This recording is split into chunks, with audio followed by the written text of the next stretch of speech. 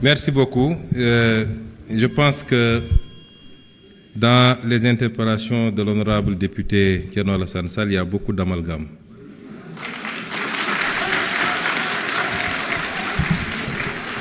Je n'ose pas mettre ça dans la mauvaise foi, mais je pense qu'à un certain niveau, il faut prendre le temps d'aller écouter ce que les gens ont dit et non pas de se laisser emballer par les commentaires et les commérages. Je n'ai jamais dit que tel fonds était haram. J'ai dit que la caisse noire. Je voudrais après que vous ayez le temps d'écouter par vous-même. J'ai toujours dit que dans un pays, il faut qu'on soit très clair, dans un pays, avoir des fonds qui sont laissés exclusivement à la discrétion d'un homme, fût-il président de la République, qu'il peut utiliser à sa guise, qu'il peut donner à qui il veut, qu'il peut même mettre dans une pièce, mettre de l'essence et allumer, c'est inadmissible parce que c'est l'impôt des Sénégalais. Par contre, dans tous les pays du monde, et même dans ceux qu'on appelle les plus grandes démocraties, il y a ce qu'on appelle les fonds secrets, qui permettent de régler des situations qu'on ne peut pas afficher publiquement et qui font l'objet d'un encadrement. Et en étant député ici, et en étant dans l'opposition, j'avais fait même des propositions sur cet encadrement-là. Et cela correspond à la vision de PASTEF qui sera matérialisée dans la gestion de ces fonds secrets. Parce que nous respectons toujours nos engagements, nous. Et nous, au moins, on a pris ces engagements, vous les avez jamais pris. Ça veut dire que vous auriez largement joui des fonds politiques, comme vous avez joui du régime de Macky Sall pendant des années sans avoir jamais dénoncé. Et vous ne pouvez pas aujourd'hui donner des leçons. Le budget 2024, le budget 2025 est un budget qui a été pris dans les conditions que tout le monde connaît. C'est un budget à minima qui a permis au moins de sauver cette année budgétaire, de ne pas être face à un blocage à la date, à l'échéance.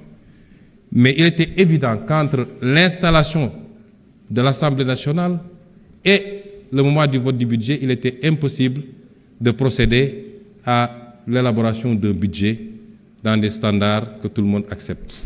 Et c'est pourquoi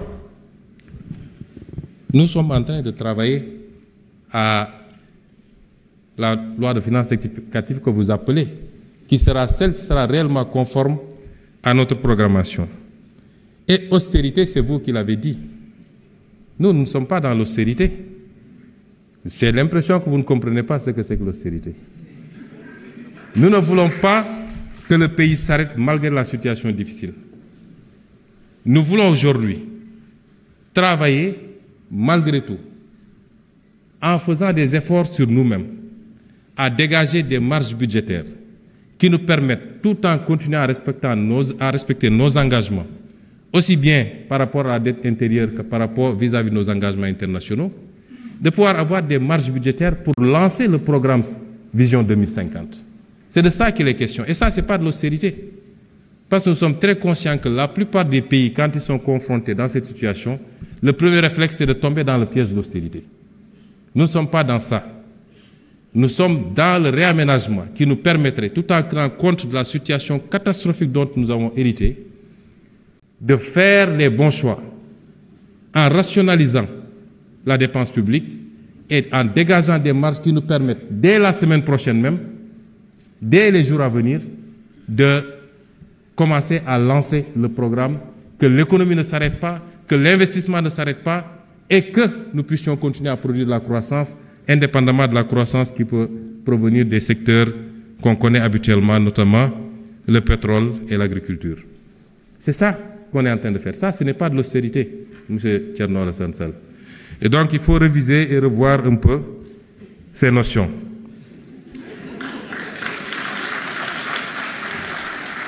Et vous dites Et vous dites que nous sommes restés 11 mois sans prendre de mesures. Ah non.